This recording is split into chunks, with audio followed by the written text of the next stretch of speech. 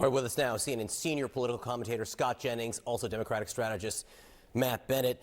Kate just had a discussion about the law with Raul. I want to talk a little bit more about the rhetoric, because you heard the Secretary of Homeland Security call it domestic terrorism there. Andrew McCarthy, a conservative lawyer who writes for the National Review, wrote of that, quote, "That is the kind of hyperbole we don't need from an agency that exists because of terrorism. It was established due to the 9/11 atrocities and should presumably know what it is and is not. Whether we conclude it's an attempted murder or an attempted escape, it is not a terrorist act." Scott, I should note, McCarthy also wrote that he thinks that what happened was probably within the scope of the law, but he didn't like what Kristi Noem went out and said there. Did she need to say that? Probably not. But that doesn't mean she shouldn't go out and defend the ICE agent. It doesn't mean that I wouldn't expect DHS to defend their agents who are routinely under attack around the country. We've seen hundreds of car incidents and ICE operations around the country. The correct question to be asking, I think, today is, why was this incident occurring in the first place? Why is there a convoy of vehicles, according to several witnesses, attempting to impede a perfectly legitimate federal law enforcement situation? So I think arguing about the rhetoric, perfectly fine. To me, I want to get to the root cause of why there is a group of people in this country who believe it is their responsibility to drive convoys of vehicles into perfectly legitimate federal law enforcement situations. I think some of this goes back to, frankly, John, Democratic rhetoric, because that's what they've been instructed to do by the Democrats who are demonizing these ICE agents. Matt Bennett, is Scott Jennings' question the right question? Is what Scott is saying fair? No. The right question is why the President of the United States and the Secretary of Homeland Security have labeled a mother of three who was trying to comply with law enforcement instructions, trying to get out of the way. She was steering to the right as she was leaving, a domestic terrorist with no evidence whatsoever. And that is the rhetoric that is the most problematic. It's the President of the United States that sets the tone, and he's responding to this horrible tragedy, the death of a mother of three, with no humanity whatsoever.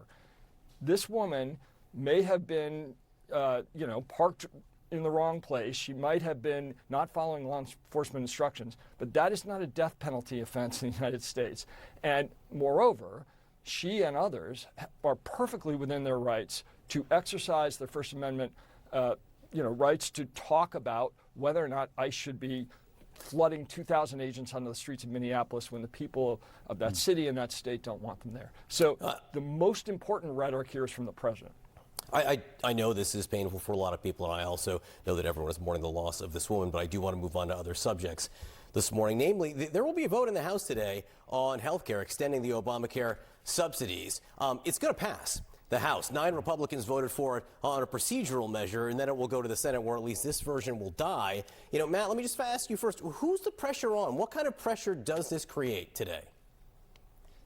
Oh, I mean, the evidence is obvious. The pressure is on the most vulnerable House Republicans. These are people who are panicking because 20 million Americans got letters last week saying that their health insurance premiums were going up by as much as 150%. This is a tragedy for those families and a catastrophe for those Republicans, because they're the ones getting blamed. Democrats didn't do everything right last year politically, but one thing they got right was during the shutdown, they put the blame squarely on the president and his party for this unbelievable increase in premiums for people that are buying their health insurance on the exchanges. Everyone understands who's responsible for this, and that is why 9 Republicans have broken with the Speaker to make this happen. Panic? Question mark, Scott? Panic? No, if I were Democrats, I'd be panicked, because we now finally have a full airing of what happened here. Obamacare is a Democratic law. The Obamacare subsidies were a Democratic attempt to fix a bad Democratic law, and the sunset of Obamacare subsidies were put in by Democrats who had to pass the subsidies to fix their bad law in the first place. Now Republicans are in charge, and they are having to clean up this mess right now. And I do think when it goes over to the Senate, there are conversations happening about what to do about it. So they may wind up dealing with this Democratic mess. I also think what's going to happen in the House beyond this vote is, I think you're going to see House Republican leaders do another reconciliation budget process, and they may yet still deal with health care in that. So as a governing matter, they do have some responsibilities here, but let's make no mistake. We're dealing with Obamacare and the horrific fallout of all the lies that have been told about Obamacare since it passed. All right, we just started 2026. Let's quickly talk about 2028, where Pennsylvania Governor Josh Shapiro just announced he is running for re-election for governor this year. Listen. We cut through the red tape to get I-95 rebuilt in record time. We did it using materials from a Pennsylvania business and with the muscle and know-how of Pennsylvania union workers. But it wasn't just there. We've gotten shit done all across our Commonwealth. He may have to wash his mouth out with soap, but Matt, my question to you is, how do you run for re-election when you're really running for president? Oh, I mean, when you're running in Pennsylvania, it's pretty simple because that is the center of the target in presidential general elections. So if he comes out of coming out of this year, having won a big re-election victory in the most important state in the country in a presidential, he is going to have a lot of wind at his back, and I think he's going to.